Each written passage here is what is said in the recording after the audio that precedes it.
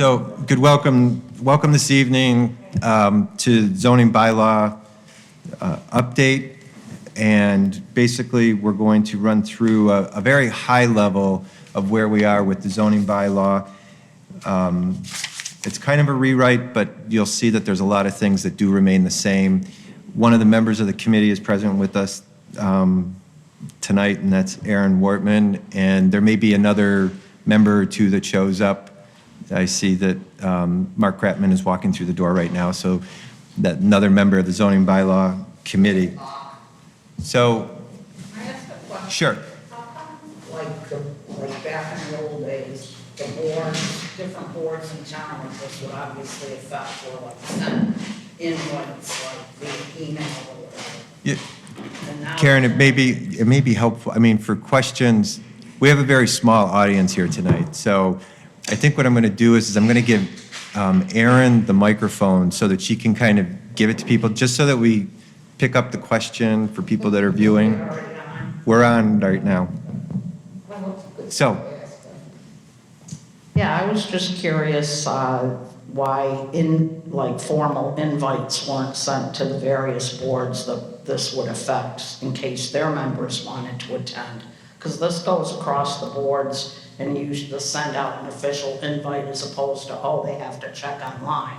I just think that's something that could have been done to reach out to all the boards. I mean, I'm on open space and I'm here anyway, but it would, since it affects open space, we should get a formal invite as well as the local housing partnership and other boards in town. I think by reaching out that way, you get a better attendance. That's a very good point to be made on the first of these public presentations, because we're going to be doing one tomorrow. And then we're also planning on doing 2 in January along with a daytime presentation. So obviously, short notice for tomorrow's presentation, but invitations will go out for the January meetings.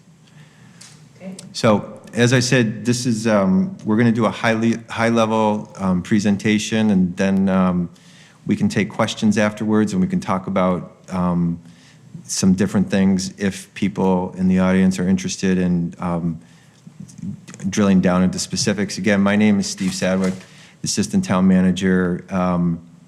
Been with the town of Tewksbury, I think it's been 18 and a half years now. So the last time we went through a zoning rewrite, I was involved in that back in 2002, and then everything that's kind of happened since then. To my left is Anna McGinty, who is the town planner. Anna's been with us just over a year now, and she will be taking notes during the presentation. So on to the next slide. So the contents of tonight's presentation, I'm just going to briefly go over the committee and the consultants that we've used, the activity that's gone on with the committee itself, the committee's scope that they were charged with by the Board of Selectmen, and then new features that show up in the zoning bylaw, this draft zoning bylaw, how changes in the bylaw are organized. There's a significant change in the way that the document is structured. And then additions to the bylaw, removals from the bylaw, significant modifications, and then talk a little bit about zoning map changes. Again, this is a very high-level discussion, and the details you'll find online, and also we're here to take questions. So the committee, as appointed by the Board of Selectmen, included Robert Fowler, who's a planning board representative, Ed Johnson, who is the building commissioner, and by nature of that job, he is the zoning enforcement officer. Richard Cuco, who is semi-retired representative of a number of different projects in town, as well as outside of town, so he brings an outsider perspective as to how things are done in other communities. Aaron Wortman, who is a resident, but you can see by the designation after her name there that she's a certified land use planner through the American Institute of Certified Planners, and she is the community development director in the town of Stoneham. And then Mark Kratman, who is sitting up here at the table, is Board of Selectmen representative. The consultants included Judy Barrett, who started this with RKG Associates, and then the contract was amended to Barrett Planning Group. And Judy has done a number of different projects for the town. Most recently, it was the 2016 master plan update that she was involved with. And then prior to that, in 2003, 2004, she was involved with the master plan project back in that time. And I will be making reference to that plan as well as the 2016 during the presentation. Bob Mitchell, he is a FAICP, which is a member of the Fellows College of the American Institute of Certified Planners. Bob Mitchell, he was planning director in Burlington, Vermont, and then planning director in the town of Amherst for approximately 20 years, an adjunct professor at UMass Amherst for the planning department, worked for the state for 4 to 6 years, and has been a consultant involved in planning for probably the last 10 years now, thinking about it. Robert Ritchie is a attorney who served in the Attorney General's office in the municipal law unit. That's the section of the Attorney General's department that reviews zoning bylaws and any type of bylaws that go in for review to the Attorney General's office. Bob served as town council for the town of Amherst and also worked for as general counsel for another state department. And then David Gamble is an architect, and he worked on the design guidelines for town center. And I think you may find that locations like Andover, with their DPW yard being relocated and what they're doing along their train station there, they're doing some significant zoning changes along with some design guidelines to kind of integrate that into the town center. Lexington has used David Gamble, and I'm trying to think of which other communities, but he's done a significant amount of work in design standards for different types of urban to suburban communities. Then myself, Anna, and Dawn Cathcart, who's not here today, but Dawn has been on our team since 2003, I think, 2004.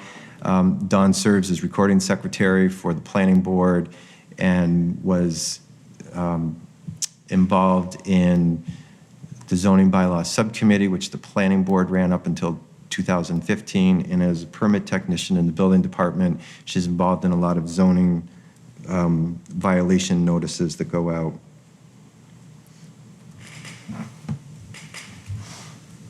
So the scope of the committee is, did I miss one? Yeah.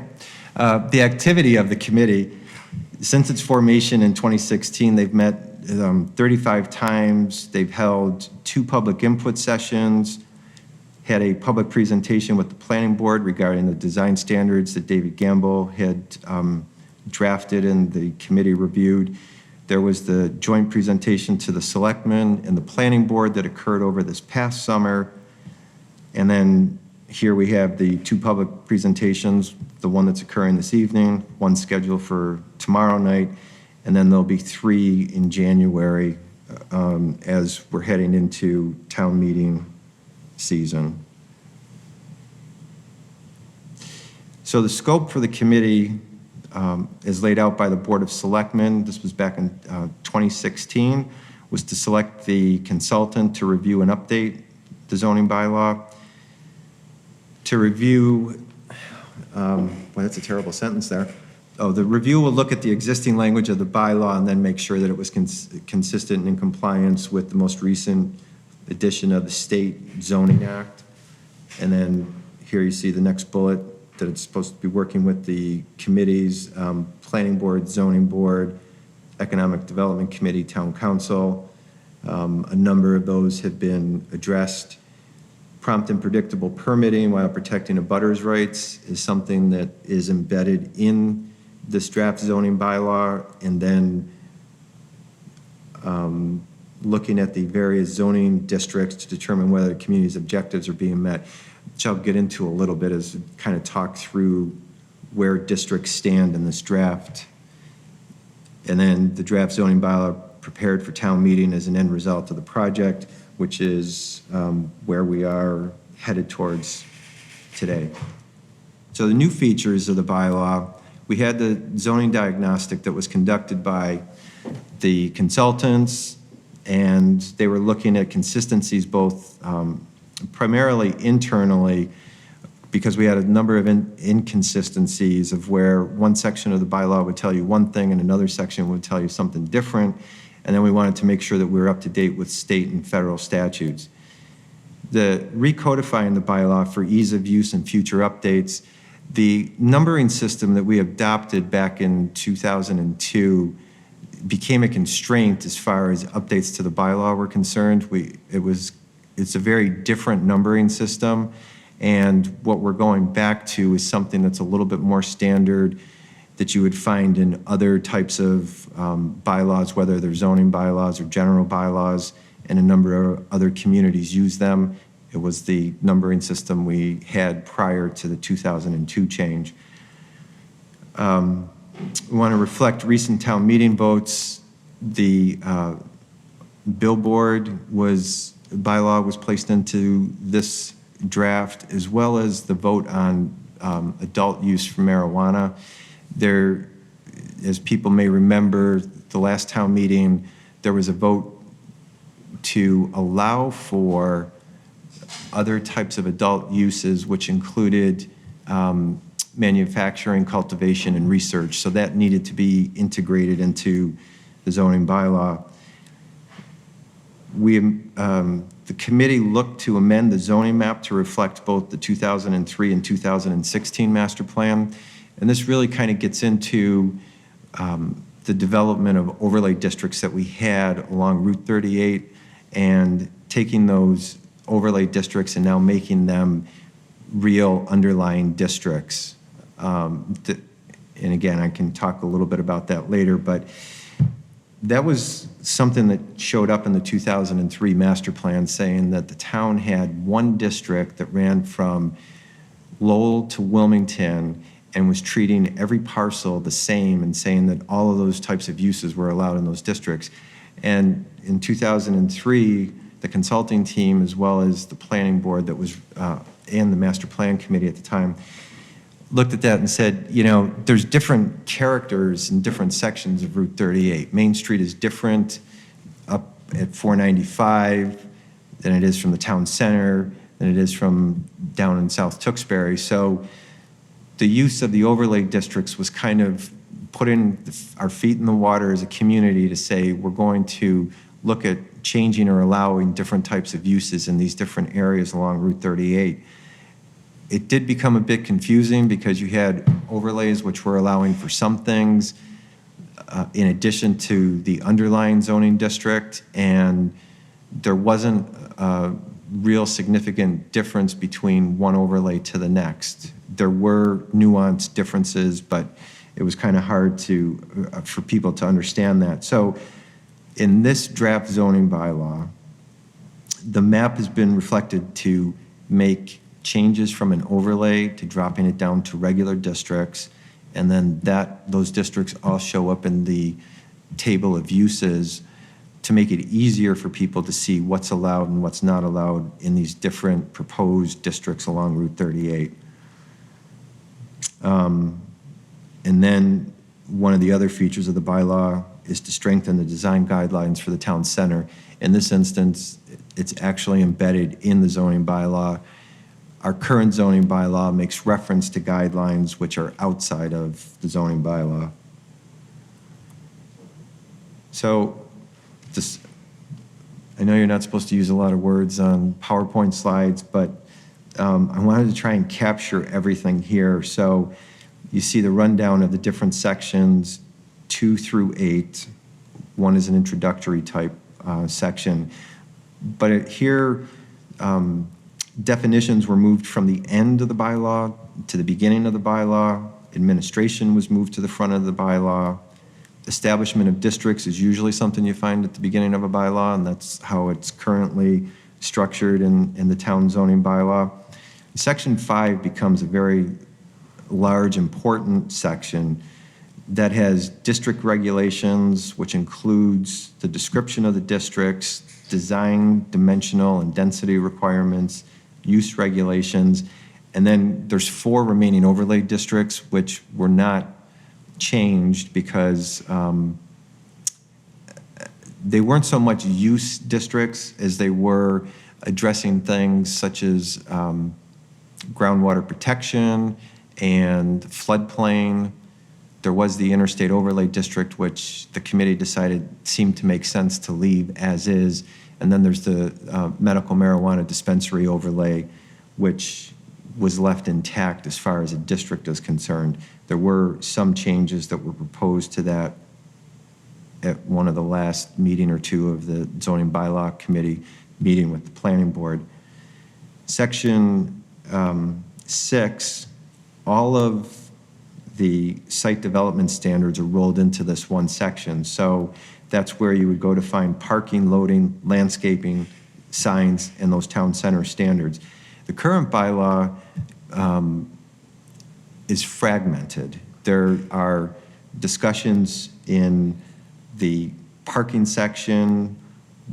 You can find landscaping requirements in the site plan special permit section. So it's very scattered and very hard. And this is where we started to create these internal inconsistencies because things were located in different locations of the bylaw. So section 6 in this bylaw kind of pulls everything together.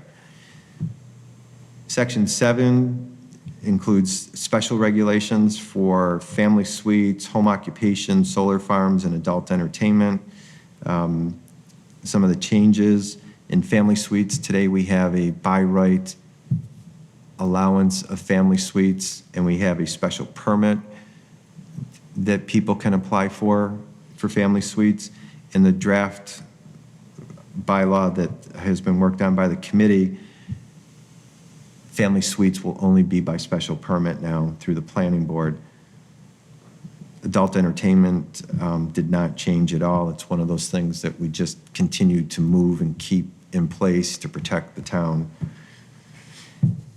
And then section 8, where we have other development regulations, this you can tell is kind of a collect-all of different things from non-conforming uses to multifamily dwellings, affordable housing requirements, open space residential design, wireless communication facilities, and then the adult use marijuana establishments, which I had referenced earlier. So additions to the bylaw there's some new definitions that were included. Site plan review is something that is new that the town currently does not have in the bylaw. Request for reasonable accommodations is something new that's being introduced into the bylaw, which addresses handicap accommodations and how it has an impact with zoning or an interplay with zoning. District purposes is something new that we don't have in our existing bylaw. And again, town center district development standards and the adult use marijuana establishments.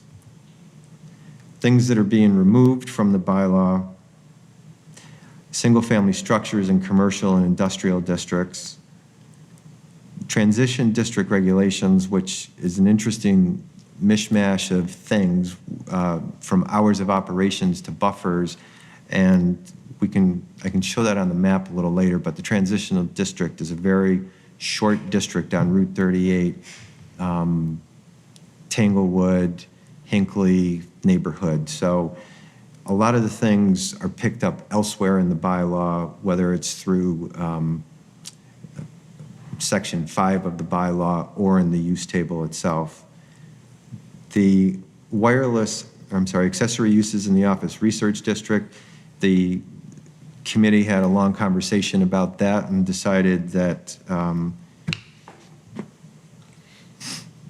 given the nature of what's happening in the office research district, that accessory uses in the current bylaw are written for an office park. what's in the office research district doesn't really lend itself to office park facilities because there's Ames Pond, there is Apple Hill, which is Raytheon, and there is Innovation Drive. So those are the three big places, but as far as accessory uses are concerned, the committee just felt that it was not necessary moving forward to have those in the office research district. The wireless overlay district was actually removed as a district, but we retained a number of requirements for wireless services. So if a cell tower was to come in town, basically due to the Federal Telecommunication Act from 1996, cell providers have a lot of override authority through the federal statutes. And as our consultants went through, they basically said your overlay would not work to prevent a wireless provider from locating in locations. In reality, what's happening in the marketplace is 5G is on its way right now, and the town is going to have to look at coming up with zoning for 5G, which is small cell, and those are the types of things that you're seeing popping up on utility poles now, and so they're going to be significantly smaller, but more of these types of antennas around all the communities throughout the country. And we haven't seen a new wireless tower since it may have either been South Fire Station, which was in 2005, or Trull Brook, which I can't, Trull Brook probably went up around the same time, if I remember correctly. So it's been it's been almost close to 15 years since we've seen a new cell tower. The MFD 55 district was removed from the bylaw, and that was basically because our current MFD district and the MFD 55 read very close to the same type of district. And in removing this from the draft zoning bylaw, if a developer wants to put in a 55 and older development, they can still do that in a multifamily district. The same thing was decided with the community development district, which the community development district was a special district that was created for the Court Street well fields, and that became Emerald Court. So all of those uses that are there at Emerald Court today were through this community development district. And in looking at the bylaw, it was the belief of the committee that you could achieve those types of uses under the proposed MF district that is in the draft zoning bylaw. Item G here, the overlay districts, two of the big ones, the Highway Corridor Overlay District was for, let's see, I think Simon Properties owns that now. It's the 80 acres off of Interstate 93 down by South Street, where there was talk about a mall going in. I don't know if people are paying attention, but retail is kind of dying from a brick and mortar perspective, and so the likelihood of a regional retail center landing there with a special off-ramp off of 93 is extremely unlikely. So the way that this was worded in our zoning bylaw was that it actually regurgitated a lot of sections of the existing bylaw. So it was almost like there was just a lot of verbiage in there that wasn't necessary. And so with removing this overlay district, it's basically going to retain its R40 single-family 1 acre zoning, which is out there today. The Community Village Overlay District was the last of the overlay districts that were approved, and this gave an extreme flexibility to allow for multifamily developments without a mixed-use component to it. So again, the committee taking a look at this said some of the existing community village overlay districts would go to a mixed-use business district, and others would go to a multifamily district. So it just kind of reins in that community village overlay district from a use perspective. Development impact statements are something that was put in back in 2002, and if I remember correctly, I think it may have been used once. The thought back in 2002 was to kind of mirror what's required under the Massachusetts Environmental Protection Act, the MEPA process, which requires development impact statements. We have no thresholds in there really, and it really, a lot of the information that's requested under this section of the bylaw is provided and can be provided through rules and regulations of a special permit granting authority. And then the use, section 9500 here, use special permits, actually had triggers for certain size projects, and that's covered under the site plan review process in the bylaw as it's drafted by the committee. Going on to some additional modifications here that I felt were significant. The Town Center Overlay District, Village Residential Overlay District, Village Mixed Use Overlay District, South Village Overlay District have all shifted to underlying districts, which I had mentioned earlier. The town has this very strange clause that the commercial district along Route 38 is 291 feet deep on each side of Route 38. And what this has caused is it's caused parcels to be split zoned. And as it was described to me, I think this was passed back in 1992, but the thought was if you had 150 feet of frontage and 291 feet of depth, it got you 1 acre zoning, and that's why they did this, which, you know, is really it's a mathematical issue, and it's not a reality issue of what's out there or how things should be developed. So that is being removed from the zoning bylaw, and it's being picked up really on the zoning map, because the zoning map is going to take all of the zoning districts to parcel boundaries. It's not going to allow for split zoned lots. One of the things that came up at the last meeting, joint meeting with the planning board, was that on billboards, there was a concern that the 1,000 feet of a residential or multi-family district or use seemed to be extremely restrictive. And so what was discussed was to make it more realistic, and everybody said that they wanted to protect residential uses. And so when you look at 500 feet of a residential use versus a district, using the term residential use captures residential or multifamily, the way that this new bylaw is being structured, and the 50 feet of a residential use is really close to the right-of-way of a interstate. So 495 and 93, the entire right-of-way is about 500 feet. So that kind of gives you a gauge as to how that would impact different areas.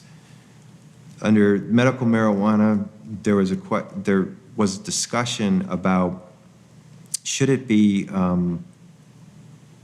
that overlay district, should that be expanded to increase the potential availability of medical marijuana dispensaries, or was there some other way of trying to get people to locate in the existing overlay district? So what's being proposed right now in the zoning bylaw was to remove the 5,000 square foot cap that was placed on it, which is in the existing bylaw. And also in the existing bylaw, it says that there's only one non-exempt dispensary could be located in town. So right now, this is to try and loosen up medical marijuana dispensaries. The committee and planning board may decide to give this a second look, but this is the beginning of trying to open that up. The large-scale ground-mounted solar facilities, the minimum lot size originally was 20 acres, and this proposed bylaw, it's being reduced to 5 acres. And that was based on recommendations that we had from a consultant that is doing work on us through the Green Communities Program. And he's worked with a number of different solar farms and was able to pull together what the average really is when it comes to the size facilities that would locate in town. And then the affordable housing requirement, 15%, is required for multifamily developments. This has received a lot of discussion in the committee.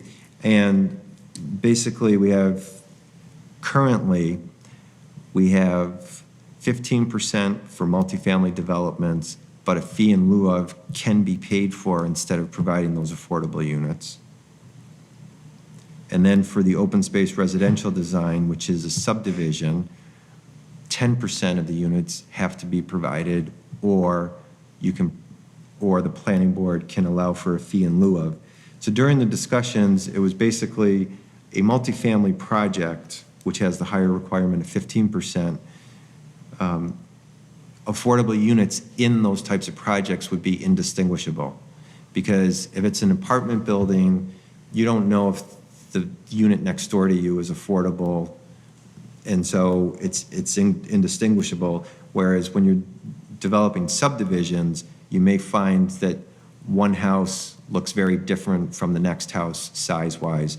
So basically, the committee and the planning board agreed to keep the ability for a fee in lieu of in an open space residential design, but everybody said that it made sense to mandate or require 15% affordable units provided in multifamily projects.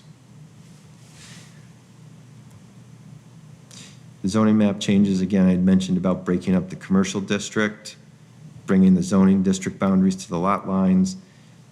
One of the item C here of changing the Great Swamp zoning from heavy industrial to park district.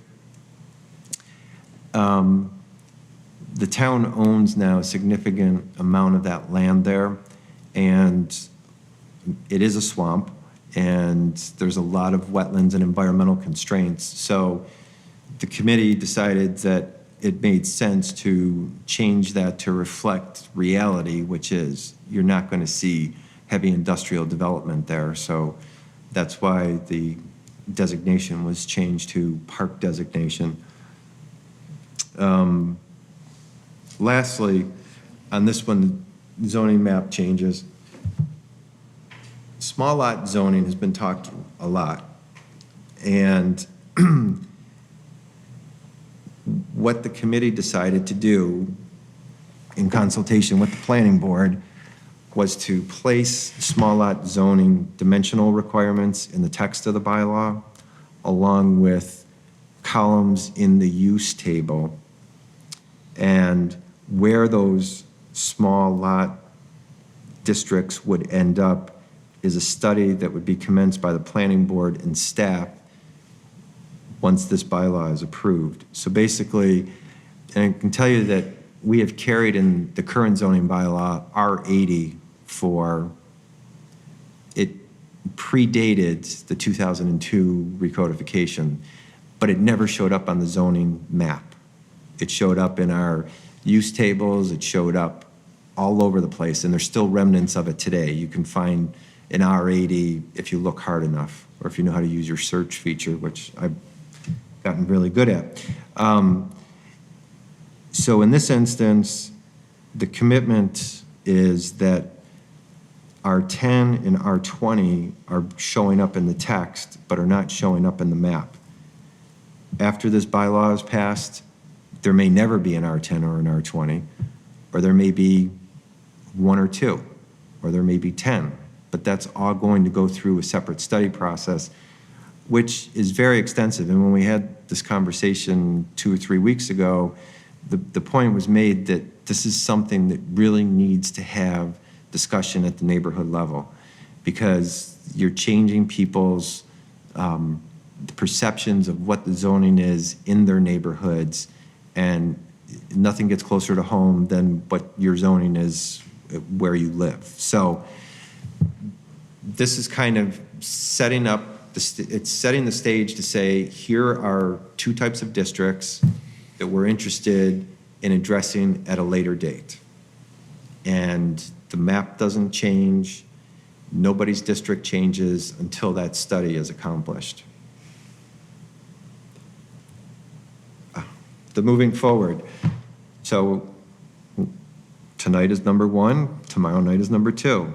As I said, January, we're going to look to do 2 more evening public sessions. Based on Karen's recommendation, we'll send out notification to boards, committees, and commissions. Also in January, we'd like to do a daytime public session. January, February, we'll look to submit as a warrant article for the 2020 annual town meeting. And then April 2020, the planning board will hold its public hearing. It will most likely be early April, because we'll probably want to give room to allow for a continuance of that hearing, because it's going to be probably a lengthy discussion. And then the May 2020 annual town meeting.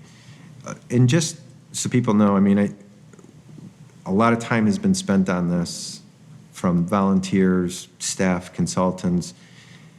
During these public sessions, we'd like to get input and figure out where the temperature is as far as some of these things that are being proposed. And the committee is going to continue to meet up until maybe even after the article is submitted. But so this input is going to be valuable in helping make these, last minute fine tuning of the bylaw before it goes to town meeting. And then I just wanted to put in here for more information to look to the zoning bylaw committee's webpage. This will be up there tomorrow. We recommend that people receive these e-alerts of the committee's activities and postings by signing up on the town's website. And then today, I was informed that our IT department was able to set up a separate email address. So zoning@tewksbury-ma.gov will be specifically for questions on the zoning bylaw. And, I encourage people to send in these questions. Everything that we receive here is going to be forwarded to the committee and the planning board. If there are questions that myself or staff can answer, we will do that immediately, because we want to try, we're in this to try and make this the best product possible for the town. So we want the input, we want the questions, and we want to get the answers out to everybody. And that kind of concludes the presentation. I just wanted to show one of the things that's up on that website, which is the side-by-side comparison, which shows the existing zoning bylaw on the left and then what corresponds to it in the draft bylaw on the right-hand side. And it was extremely challenging to try and do this because, as I said, sections were moving from section 10,000 or the 10th place up to section number 2. And so it's very challenging, but hopefully this will help people see the differences. And if there's things on here that you find out, again, this is on the website, if you find here that there's things that you question, this was all done by my hand. So, I really believe that I captured everything, but I'm not perfect. So if you do see something here and question it, please send an email and we'll make the change and repost it to the website. So down here on the bottom, there's a color code, green being no comparable clause, red being deleted in its entirety, and blue, no change. Deleted in its entirety, I've already mentioned a few of those. That's the Highway Corridor Overlay District. That's the MFD 55 District. And the Community Village Overlay District. So those will show up on here as red. And then blue, the no change, I mentioned that was the floodplain district and the groundwater protection district and adult entertainment. So those show up as blue. Greens are the ones that I think you should people should pay attention to, because there's no comparable clauses going from the existing to the new, and then there's some in the new that have no comparable clauses in the existing. So that's really where you're going to look at this, as a voter and kind of weigh out those different things and say, we had this, why are we losing it? And those are the questions that I would expect to receive emails from people, and questions tomorrow night in the 3 meetings in January, and probably right up till the public hearing and town meeting. So I think that the committee and the consultants have done a really good job of trying to make this as simple and as tight of a bylaw as we can. And I think I am ready to take questions. Like I said, Aaron will be there with the microphone to take questions, and then I will do my best to answer those questions. And if I can't answer them tonight on the spot, I will be here tomorrow night, and I will have answers to those questions that we'll put out over the broadcast. All right. I guess I have 2 questions. How are you going to distinguish who gets in lieu of The fee in lieu of? fees? Yeah. I mean, are you going to say if somebody that's a big builder in Tewksbury, just because they put a lot of developments up, that you would allow it for them and not for somebody else? There has been a lot of discussion about this. And like I said, I think just by this proposed bylaw saying that for multifamilies, you have to put the units in, that takes away the option of the fee in lieu of. So for multifamilies, it goes away. But where is there room for more multifamilies? You'd be surprised. I kind of say that jokingly, but there's always something in the works someplace. So if someone's looking to do, an MFD 55, whether it's, we all know that there's been certain proposals that have come and gone, and so there are developers that are holding land that still want to do something with that from a multifamily perspective. Under this bylaw, they would have to have the affordable units on site in their mix. And like I said, for the open space residential design, those subdivisions, it's a little bit more challenging. And, some of us remember when subdivisions were built in the 60s and 70s, and there were a mix of different types of homes in neighborhoods. You had, capes that were built alongside of colonials, and you had ranches, all mixed into neighborhoods. Today, our market dictates more homogeneous type housing, and that's just the reality of what the market is.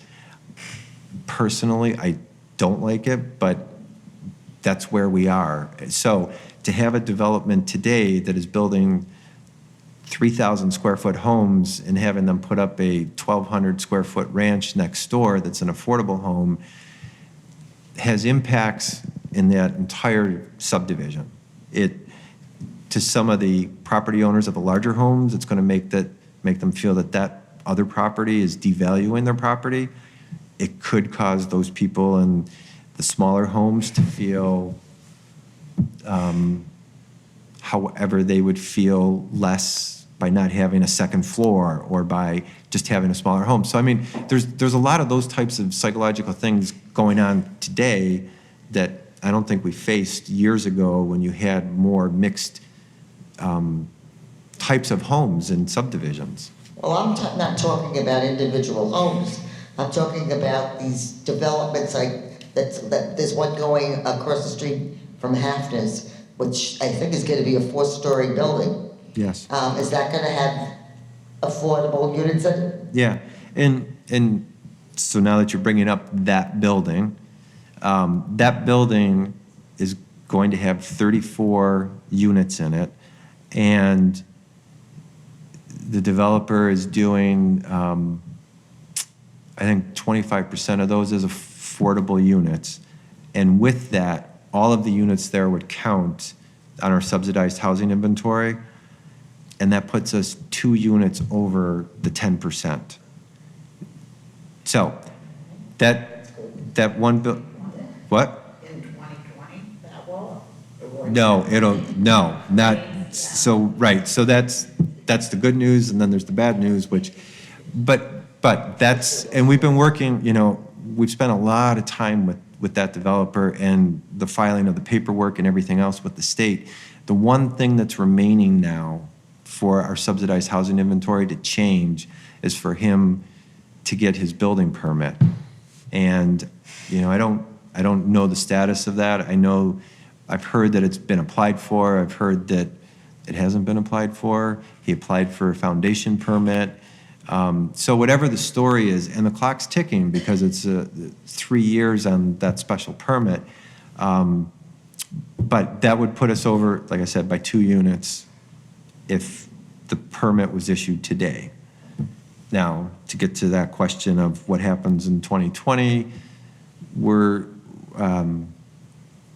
this is a zoning conversation, but You're gonna get in trouble. but on the, no, the way I see it right now, and these are rough numbers that I've been looking at, we're probably gonna be 135 units behind. It is a lot, but it's, we've made leaps and bounds in the past. We would drop from, right now, we're 9.7, I think it is. The report just came in today from the state. But we would drop from 9.7 to an 8.5 in that type of ballpark figure. So it does seem like a lot. We would just have to move quickly at the beginning of the decade to catch up, pin that down, hit the 10%, and then control our destiny.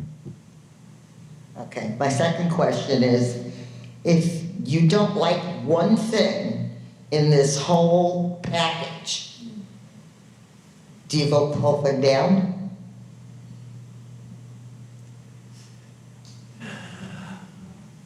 I would hope not. I would hope that you would see that it's for a greater good. Oh, well, the zoning, the Yeah. R 1020, whatever. I don't wanna personally vote yes if I don't know what the actual law is gonna be. That's a fair point. And that's something that will be taken back to the committee and to the planning board. I will tell you, it cuts both ways. This is a huge document that affects land use throughout the entire town, all property owners. There's a lot of different things, whether it's landscaping, whether it's parking requirements, accommodation, reasonable accommodation. There's a lot of things in here. And there's a lot of things that cut both ways. Again, we were talking about the fee in lieu of just a minute ago. There are some people that think that there are some people that believe that a fee in lieu of should not be allowed unless we're at 10%, which. I personally agree with that. Yeah, and I understand that. I think though that could create problems with legal problems for us. I don't know for sure. It's something that's worth kicking back to one of the attorneys, and we'll take this down as a note. That one. We'll also take down the note about the R10 and the R20. But like I said, and I know there's people here that are interested in an R10 and an R20, and What are they interested in? Taking those lands and putting 28 houses on them? No. No, this is more for existing neighborhoods where, I think, and I hate speculating. This is a good question. I know, no, I agree. But no, there's people in other neighborhoods, Bonnie, that have actually come to some of the committee meetings and have requested it, that they are fully supportive of it. So, we see those in support, we see those in opposition, completely understand, and that's why I said that this is a huge task to undertake, and it has to be done neighborhood by neighborhood. And really, I guess the compromise is putting the R10 and the R20 in the text of the bylaw so that it's fully out there, so that everybody understands what your setback requirements are going to be, what the building height requirements are going to be, and that knowing after this bylaw is passed that people are going to come knocking on your door and saying, we're having a neighborhood meeting to talk about this area, and we want to know if the people that live here want to change the zoning from an R40 to an R10 or an R20. What's the chances of them winning? Well, winning is subjective. It depends. But in reality, winning, the way I see this is that we took a stab at this about a year ago, looking at small lot changes, and we had to really drill down and look at the size of all of the lots in certain neighborhood. We looked at, I think, 11 different areas of town. And we looked at the existing size, how many were vacant, how many were less than an acre, a half acre, quarter acre. So we were looking at that level of detail. And when you say win and lose here, there's going to be some neighborhoods that are going to say, yes, we want this. And there's going to be other neighborhoods that say, no, we don't want this.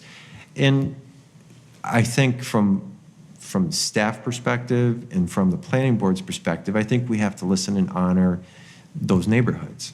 Can you put that in the bylaw? Anna's writing it down. I don't know how, That goes by, neighborhood by neighborhood, that you'll go out and ask the neighborhood if they want something. Well, the zoning map, Yeah, so the zoning map, so if you adopted language to accept the description of R10 and R20, but don't put it anywhere on the map, we just acknowledge that that is the start of the conversation. But if a certain neighborhood says, R20 makes total sense, every single parcel in our neighborhood is 20,000 square feet and above, let's not be non-conforming, because that's the issue. Like in my neighborhood, I'm a 1 acre parcel. I'm the only one on my entire street that's a 1 acre.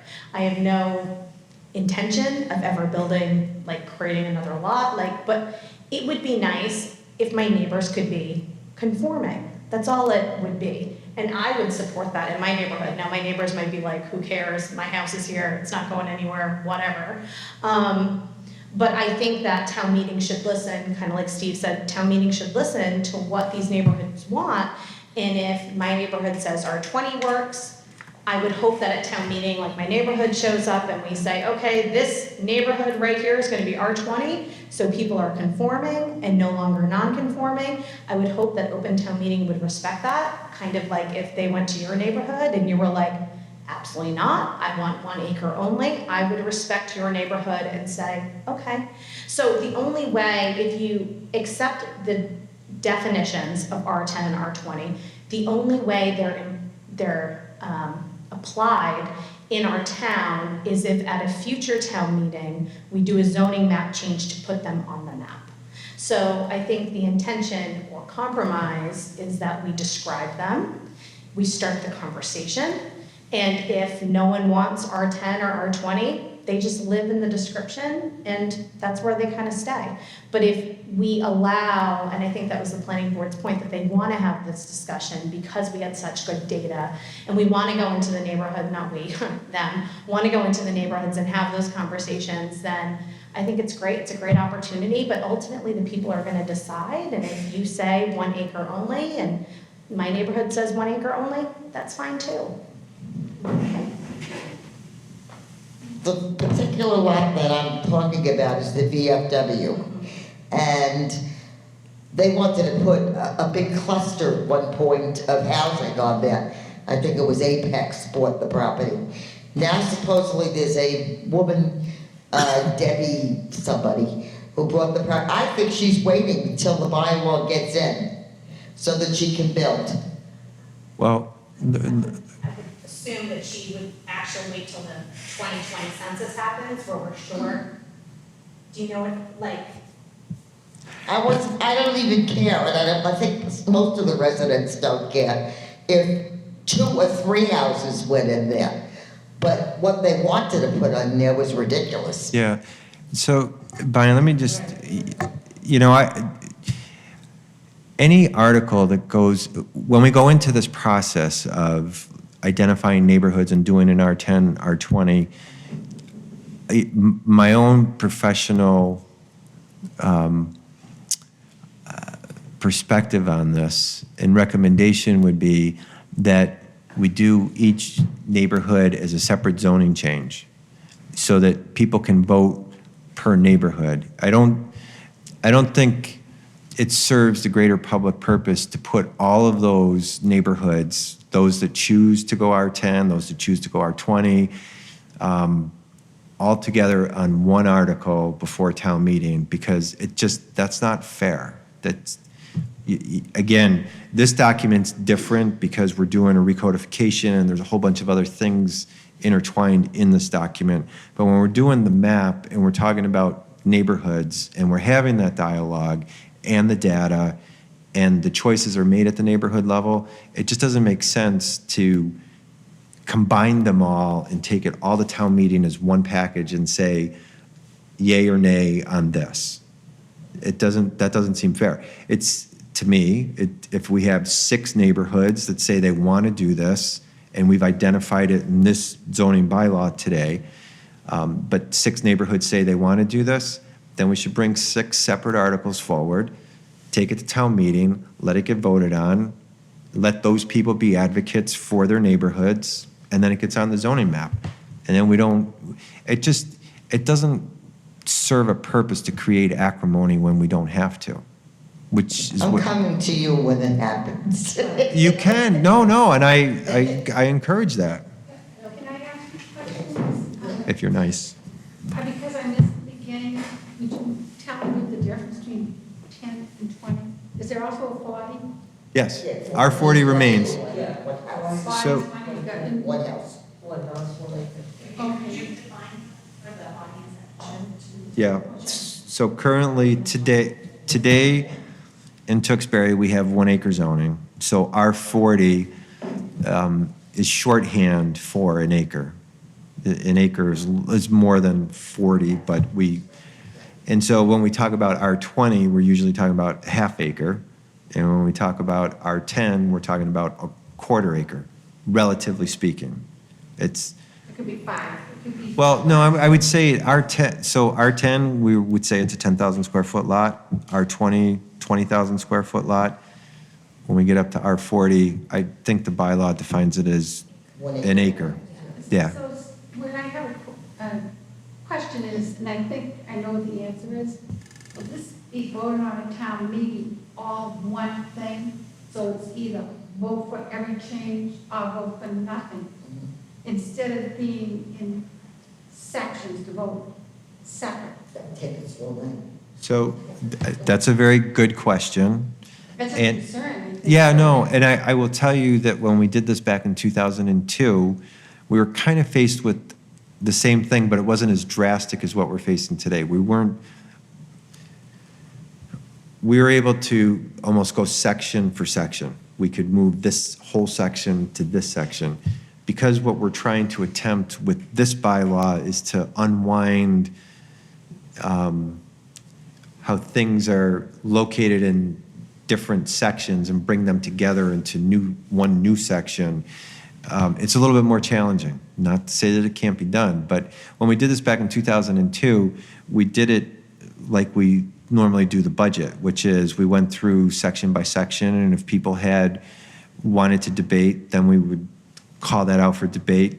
Everything else was put off to the side, and then we debated those sections. So that's how it worked in 2002. I can't guarantee that that's going to happen this time, and recently had a conversation with senior town council about it, and he really said that ultimately it depends on what the town moderator decides. And because we don't have a moderator, I can't give you that answer today. We're going to have to wait till the April election to understand, to be able to have that person elected and then sit down with them and say, here are the options. How do you think you want to proceed? What I see is, there's some things I don't agree with, so I would just vote no for the whole thing, because I wouldn't, then I think that's what's probably going to happen. I second that. Yeah, I think Yeah, that's I going to think happen. that's what the Yeah. public will. Yeah, just be bit easier, because it's hard to understand, there's too much to, It's too much to say yes yeah, to. to figure out. That's what I already think that's what I'm going to do. I think it's coming from you. Letting you know in advance. Yeah, thank you. I appreciate that. And that, no, but you see, and this is why I want to keep the dialogue open, though. Is just like we have these good questions, and we're going to get back to you on it. And you know, I understand exactly what you were saying, Joan. I get it, and the committee gets it too. And if But- you go to say neighborhoods would decide, then who's going to decide, and then how do you do that? How do you get a neighborhood? But Joan, We did. but It's a boundary for the neighborhood. How do you? but Joan, You must have- that is going to happen after this is passed, though. But So what, if this is, right, so if this is passed, right here, we're showing, you know, the R10, R20, and R40, what the minimum lot areas are, what the minimum frontage is, the setbacks, and then the story heights. So what we're saying is that these are based on the recommendations of the committee, the planning board, and that was after looking at surrounding communities and how they have it structured as these step-down districts. And so we're saying to you, this is what we're putting in the bylaw. If you pass this, after the planning board and staff will be coming out to the neighborhoods to have the conversation of, is this what you would like in your neighborhood? Here's what the data tells us. You tell us what you would like to see. Steve, was there something in there about, like, it was going to be at the last meeting, rezoning office park to multifamily? Is that in there too? Let me see. You know, I'm thinking of around Ames Pond. Yeah, we're jumping, so so you're talking about 300 Ames Pond? 300 Ames Pond is in office research, so it's over here, third, and right now, multifamily dwelling, 9 or more units would be allowed by special permit in the office research district. If this gets voted on. Yeah. Yep. Well,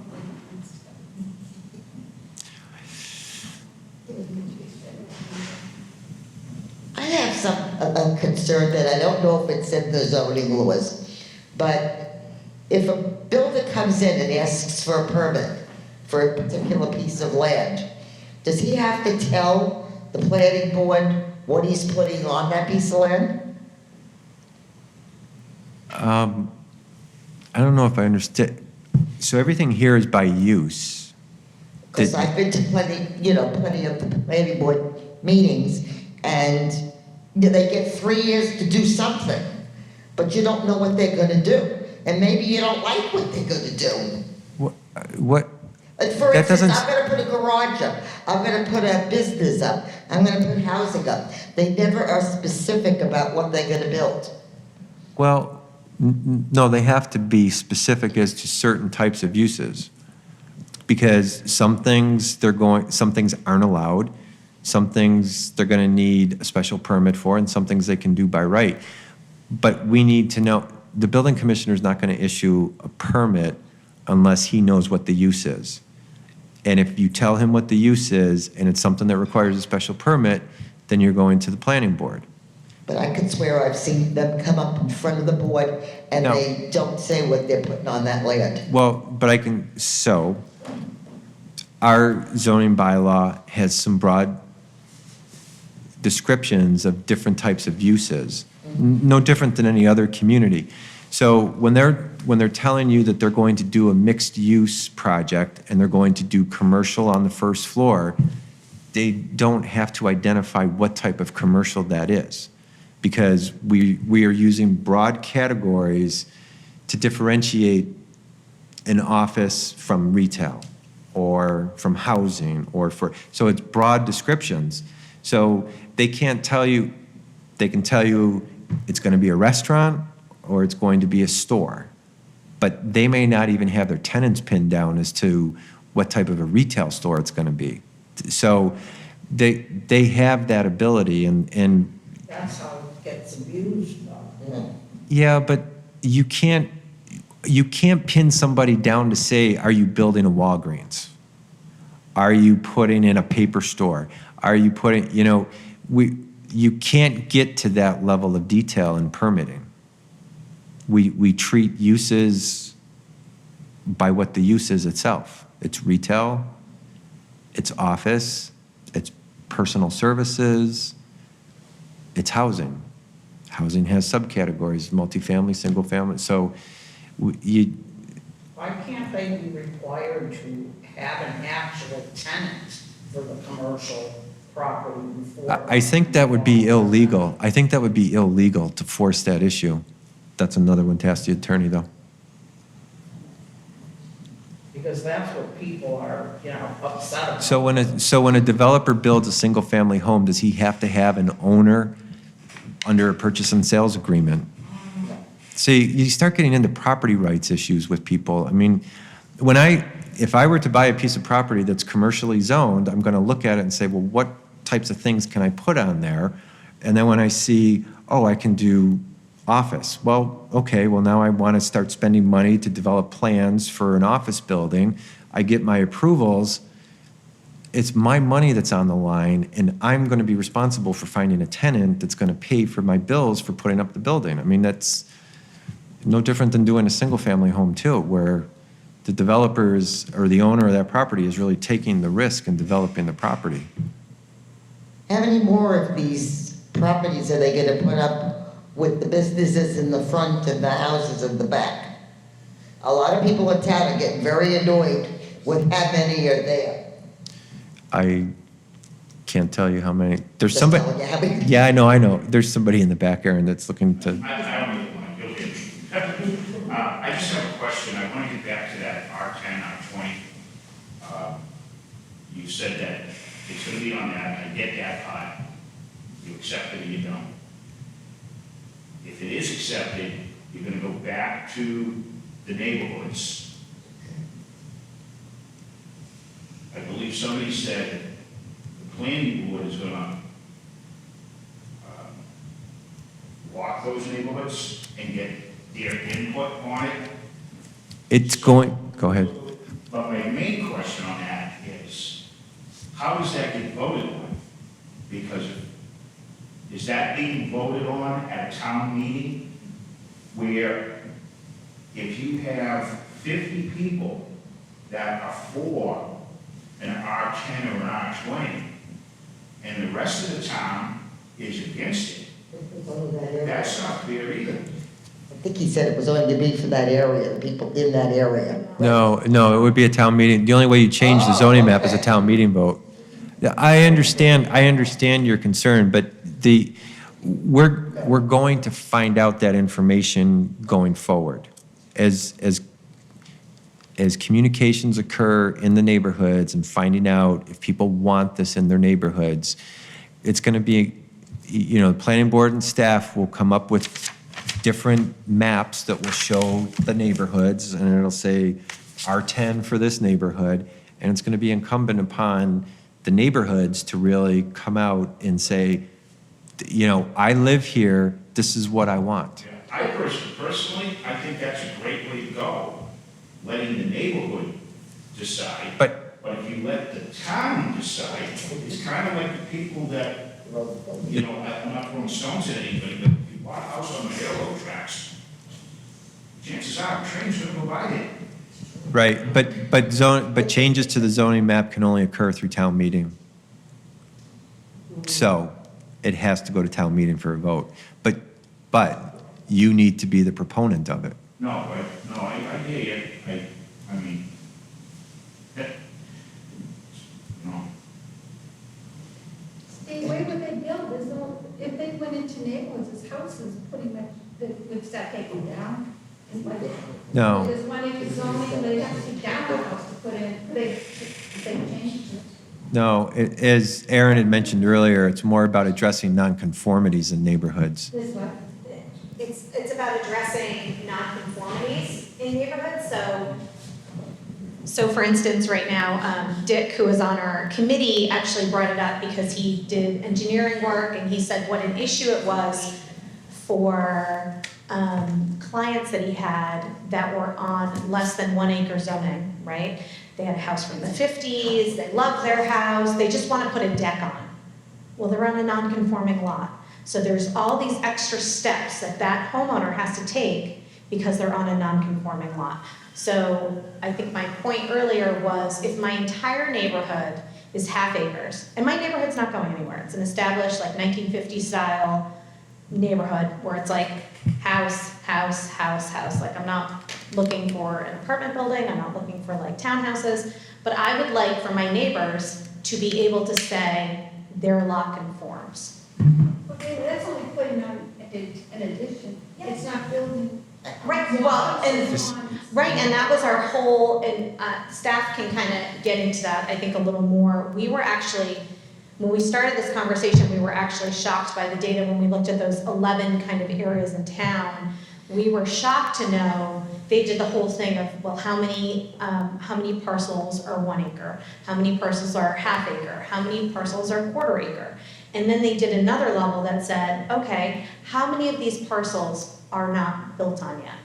How many of these houses are vacant?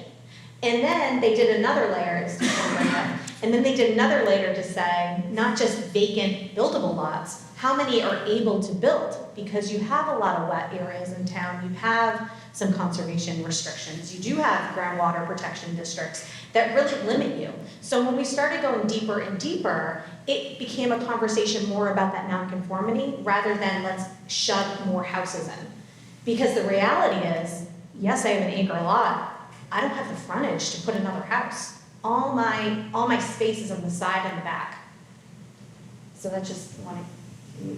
And honestly, when Steve brings it up, it is such an impressive document. Yeah, I'm looking Staff for has it. done a lot of work on this, but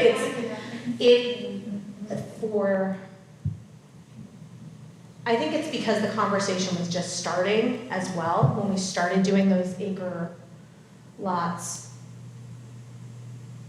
You do a lot of work, Steve. Yeah, been here a long time. I'm trying to find where I would have had.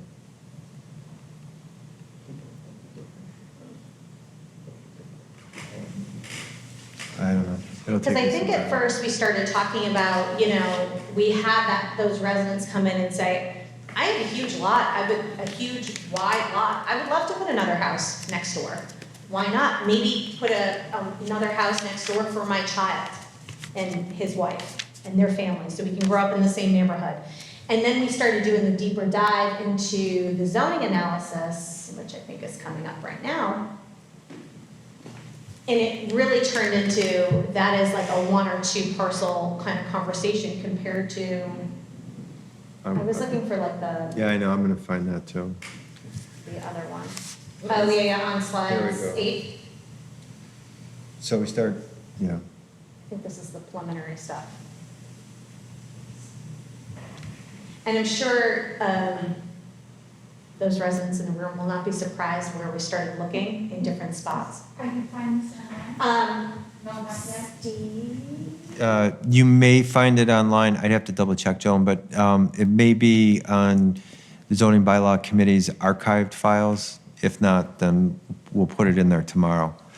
Again, this is more of a working product. This is not something that we're taking forward. This was the committee, the planning board kind of raised the issue, so the committee looked at it, and we looked at, I think it was originally 11 different areas of town, and started going deeper and deeper and deeper, and then backed out and said, well, wait a minute, this is a lot of work. And the committee's charge really was to look at rewriting the zoning bylaw, not to getting into this level of neighborhoods, which is going to be a big task, and it's going to take, some things are going to pop very quickly, and it'll be definitely yes, yes, definitely no, no, no, and then there's going to be some that are just going to take longer, years, to look at and have discussions with people. Has anybody ever asked you if they have a good-sized lot? Can they sell off a piece and put a house on it? Absolutely. With the All the zoning? time, all the time. Yeah, I mean, people, Is that gonna work? I mean, if you have an acre lot, can you, I'm not talking about a family moving in, a private home. it may, somebody else. yeah, it may be an end result of this, yes. Well, not with the current, so if the zoning bylaw passes in May, and it gets adopted and passed through the Attorney General, say in August or September, October, people can't split their 1 acre lots, because nothing on the zoning map is allowing for those R10 or R20 parcels to exist. So if town meeting adopts the zoning code, it's open town meeting, I can't say anything. If open town meeting accepts the zoning code, it goes through the Attorney General's office and then it's adopted. Say September, October, we have a brand new zoning code, and if I'm the person on Smith Way who has this like gorgeous 1 acre parcel and I want to put a house next door and sell it off, I'm still not able to do it because we still have 1 acre parcels. Yeah, but if it goes to the R10, R20, why can you do it when it goes to that? Absolutely. Will you be able to do that? Absolutely, and I think that's a reason why it's important that every neighborhood has those conversations, because you know your neighborhood, you know your neighbors. Like, I could say like R10 or R20 is totally gonna work on my street, because everyone's lot is exactly 100 feet wide, it's not 200 feet wide. So even if we went to an R10 or R20, no one's building houses between houses.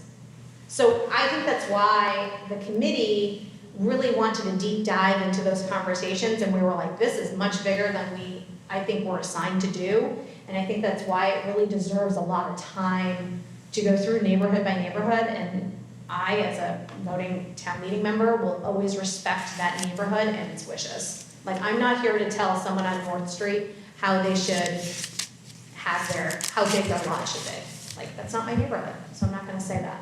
But I will listen to those people who feel that way, and I will vote how they wish us to vote, so. Any other questions? Yeah, we're talking about the overlay districts. As you know, that people aren't real happy with that mixed use on 38 and the abuses that it's taken because of the residential going in with no commercial, leaving more empty commercial to join our other empty commercial that was left over. When you said that the overlay, did you mention something about now that overlay? Once upon a time, wasn't an overlay just that, and then after a certain amount of time could revert to the underlying zoning if something didn't happen? And is that taking away that now, like along 38? So that's gonna be a permanent mixed use period, and it's never gonna revert back to just commercial? Very good question. It was never to revert back. Basically, what it did was it gave additional options to landowners. So when we're talking about an overlay, that sits up here with additional things you can do, and you always had the commercial down here that you could do. So as a property owner, you could choose which one you wanted to do. In this instance where we're taking away the overlay, we're actually dropping the overlay down, and that becomes the district itself. And I think it would be easier to kind of, because I understand what your concern is, Karen, but, so here is village, residential, and mixed-use business. Those now become districts on Route 38, and these are their uses. We always start with the first page, but let's get more to the commercial. So here, you can see that, I'm still in residential, I apologize. Commercial. So we have different scales of retail, up to 1,500, up to 7,500, over 1,500. And those have they're allowed different things in different districts. So village residential, mixed-use business, town center, and then general business. That's pretty much Route 38 as it's been structured. General business is probably closest to what the commercial district is today. That village residential is kind of close to what the village residential overlay district was. Mixed-use business is kind of close to the mixed use. So what you're asking is a good question, and I really haven't, I put a lot of time into analyzing the different text of the bylaw, but I think it's fair to take a look at the different uses that are being allowed and compare that to what the overlay districts allow today on the books. So I don't have an answer for you. We'll try to have that by tomorrow's presentation. If not, it'll be put up on the website. But it's a good question.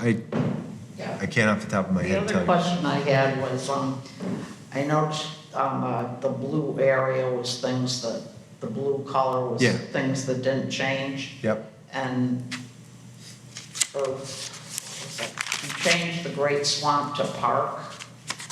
Yes.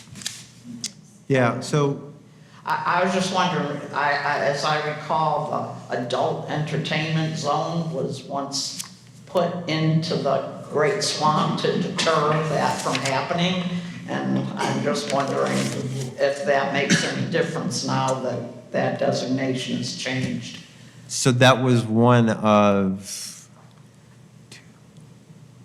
4 locations. So the other 3 locations remain. And I don't publicly disclose what they are because I don't want people to. No, in reality, the locations are on the east side of 93, over off of Burt Road, which has a project right now before the planning board. Believe it or not, I think 300 Ames Pond, by virtue of the way that we structured the dimensional requirements, you had to be so many feet from a school, so many feet from different things. I think it works for that location up at Ames Pond, and then over off The of, adult thing? Oh, yeah. That designation? yeah, it's always been there, and then over on Woburn Street. Where the casino was gonna go, is that? Yeah. You always had something good going. Well, no one's proposed, the whole reality, so everybody rushed to address adult use entertainment back in the early 90s because they were afraid of the video stores and the adult bookstores and everything else. That was all pre-internet, and you don't see any of those types of uses around it. There's no new adult bookstore that's opening. There's no new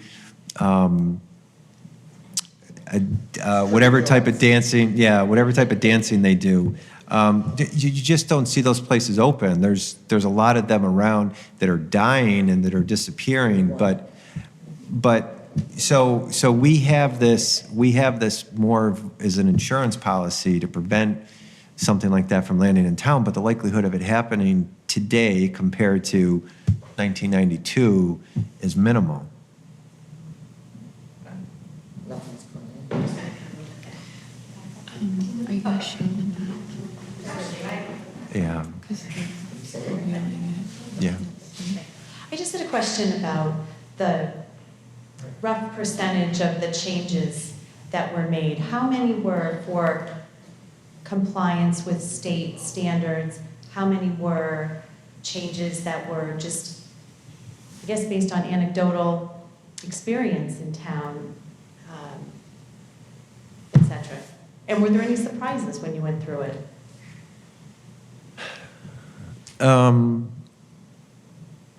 As far as surprises, I would say maybe there were some small, not so much time bombs, but little things that you just didn't realize that we had created these inconsistencies for ourselves. And again, the bylaw was passed in 2002 and was amended, I think, 120 times since 2002. So we continuously tried to update things, but when you change something that frequently, you start getting away from something that's consistent. Or we would take a model from someplace and we would drop it into our numbering system and then find out that our numbering system didn't allow for that to happen, and it made it really challenging. So, and then the language in our model that we dropped in didn't marry up with the language that was pre-existing in the bylaw. So those were the types of things that kind of you'd see and say, wow, we really need to clean this up. Let's see, compliance-wise, the biggest thing that we really needed to check on was the sign bylaw, and that was because there was a Supreme Court decision, I think it was 2015, I think it was, the Reed-Gilbert case. Yeah, and in that case, it really got into the issue about temporary signage and content neutral determinations of signs. So it almost got to the point that if you had to look at the sign and what the message was on it, then you were making a determination about content. So that's where using Bob Ritchie, and I know because I professionally in a lot of communications with him, but this guy was like right on top of the Supreme Court case, and we were kind of pushing him to say, Bob, where's the sign bylaw? And it's like, oh, I have one more municipal lawyers conference to go to where we're going to be talking about this. So I'm really comfortable with the sign section now, but he had to take a close look at that to bring that up to compliance. You know, one of the things we've had in the typically in zoning, you use special permits for use reasons. You'd say that this use is either allowed by right or we don't want this use at all. So those are, you know, polar extremes. Well, what's in between? A special permit, because that gives you discretion. That gives a planning board discretion. So special permits are about use. Now in this town, we got into site plan special permits, which is very rare to find elsewhere. And there's a whole historical reason why site plan special permits were created, and we had use special permits, and then we threw in something in addition, which was another use special permit, but it was based on dimensional criteria. So we had all of these different types of special permits, and what this bylaw does is it says special permits are for use. Site plan review is for reviewing site plans, and as of right and prohibited remain the same. So we kind of cleaned up these 3 different types of special permits that we had to just say use special permit. So that was big. I'm trying to think of what else. I can't, off the top of my head, I couldn't give you But percentage-wise. you'd of say what those was. were the main Yeah. parts, that they were. I don't know, governmental Aaron, do you have compliance. anything to add to that?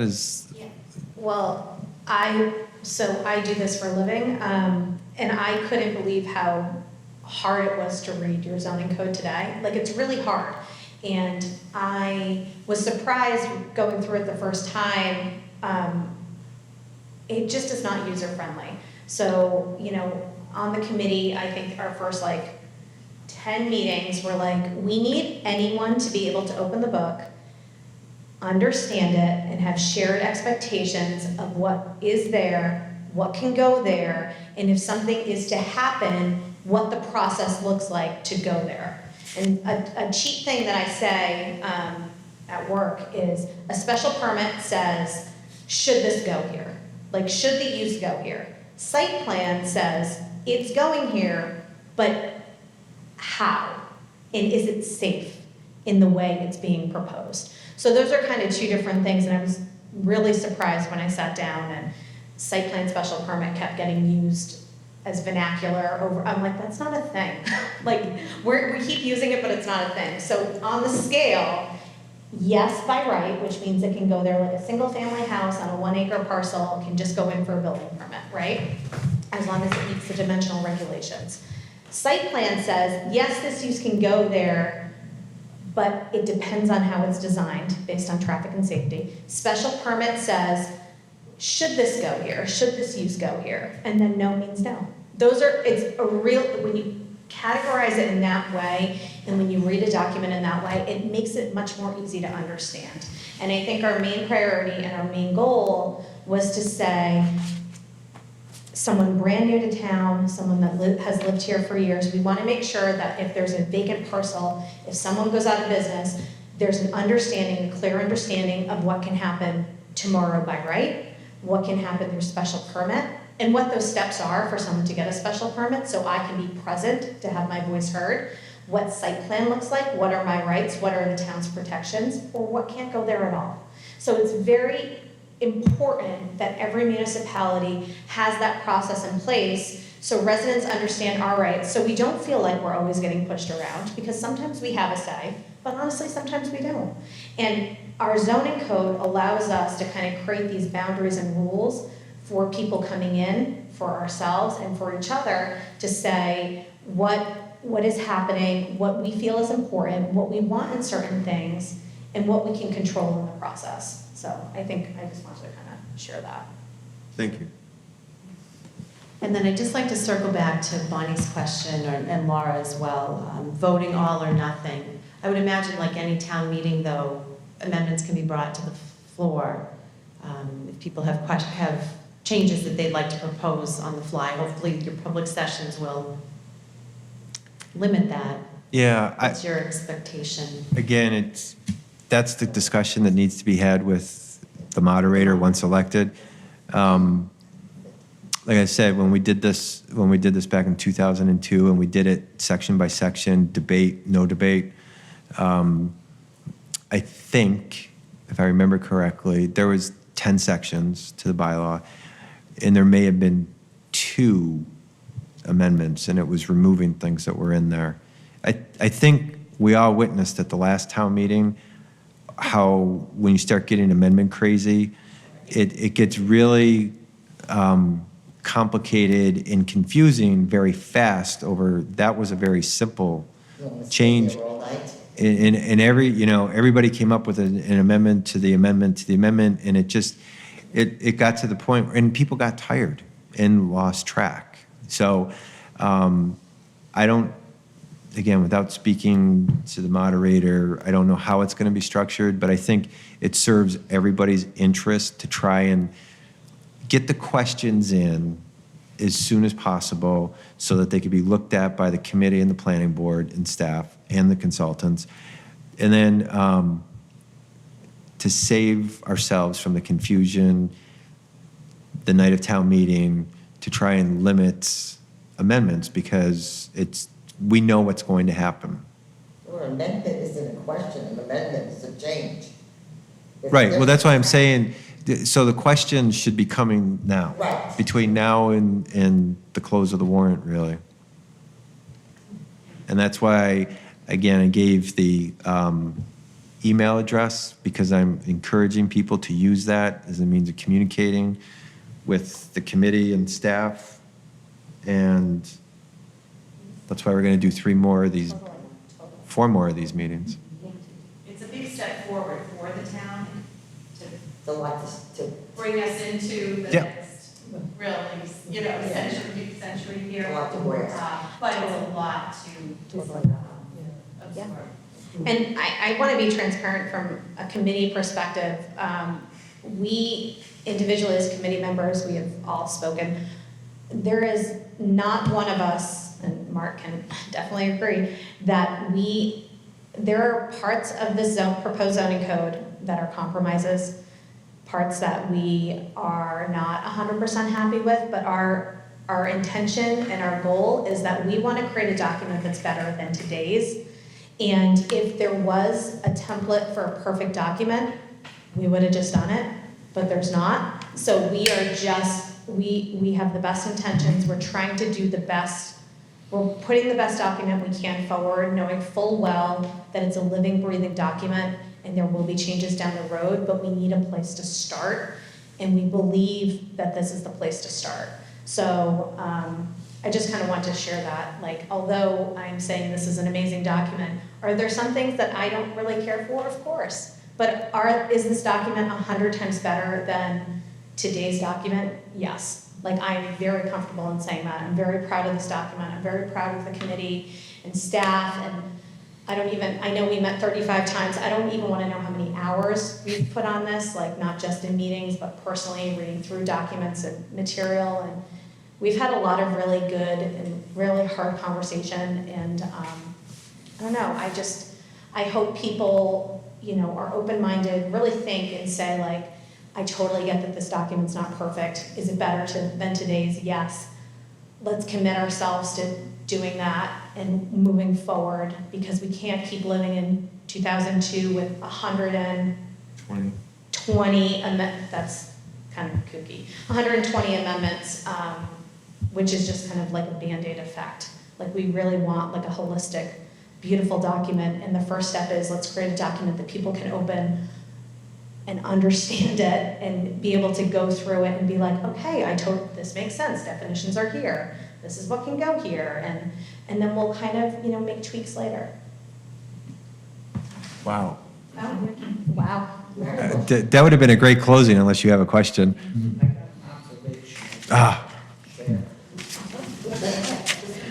This is more of an observation. Sure. With the overlay districts again, I know some of them are created to up for lack of a better word, the design standards to hold things, so that things look nice. And I believe that that new Circle Health building is in that, one of those districts. Correct. To uphold design standards. And personally, I think it's an ugly building. So I would like to see the town do a better job if they're gonna give all these, caveats to builders and people coming in with projects to put these buildings up. I'd like to see the design standards raised to the point where I think they should have been. And I don't think that was done on that building. Just an observation. Fair point. I think the buildings are being built too close to the road. Steve, can I just make one point? Sure. Now, I've talked to a number of residents asking certain questions is, why are we having these meetings near the holidays? Why are we doing these type of things? Why are we doing all or nothing? When we put this committee together, the expectation was that this was maybe going to be a year and a half. These poor people have been on here for 3 years. They're doing the best they can. Everybody's been on this working very, very hard. There's not one person on this committee that's sitting there saying, Let's get this done because we want to pull it over the, pull the wool over the eyes of the residents. We want the residents to be part of this. We want to listen to you. Everything that we possibly could do to try to get the residents involved in this, we were doing. I mean, you can't have we try to have meetings in the summertime, people don't want to go in the summertime. We try to have meetings in the fall, something comes up. It just, there's never, if we, like somebody said, why are we doing it in December? Well, we're doing it in December and January. We're not expecting large crowds because of the weather. But if we do it in the nice weather, people are going to go to the beach as well. Same thing. That's why we're broadcasting this, reaching out to people, talking about the neighborhoods, letting people get their point across. We want to hear from you. We want this to go to town meeting, and we want everyone to be clear. Now, I've heard a couple of people say, this is confusing, and if all or nothing, how many people in this room right now know what the current bylaws are and are clear on them? So when you're thinking about that, keep that in consideration. This is to try to clear it up a little bit. It's not to try to jam something down everybody's throats. This is to try to make it easier for everybody to read. You may not like everything that's going through, and as we've all stated, there's no one on this that likes everything. It's a work in progress. I mean, there's been how many amendments to it since 2002? 120. 120. So it's constantly going to be something. Nothing's going to be finalized that's going to be perfect. This is to make it easier, make it clearer, and not have to go from this section to that section, but this section contradicts this section, and that's what we have right now.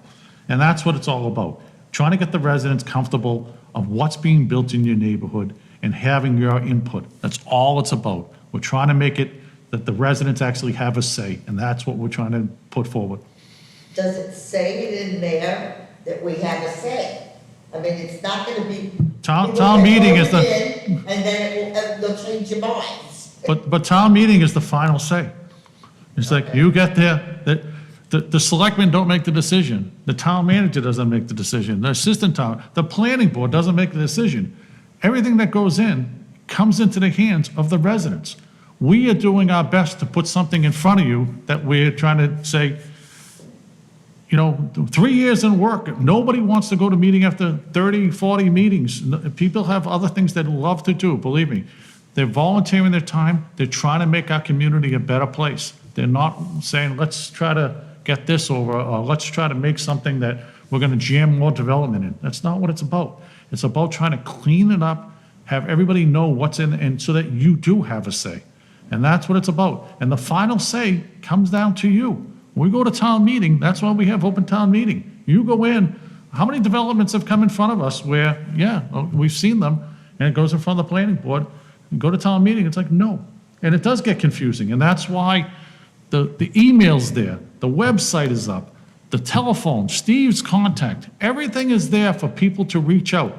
So if you have questions, ask them now. We have no problem answering them. We may not be able to answer them tonight, and there's going to be a lot of great questions. We've already had conversations. People are going to bring up things that maybe we haven't even thought of. We love that. Please bring it forward, because we're trying to make it the best we can. We want to hear from you. We want to make it a great document. We want everyone to be happy with it. Is everyone going to be 100% happy? No, but it's going to be better, I believe, in the long run, and that's why everyone put in this much work. That's a great closing. Thank you, Mark. Thanks, everybody, for your input. Like I said, keep your eye on the website. Those 3 things in orange there, that's the link to the zoning bylaw committee. That's the zoning email address, and that's my contact information at the bottom. Please use that stuff. We'll try and turn the answers to the questions around as soon as we can. Thank you for coming out tonight. Thank you.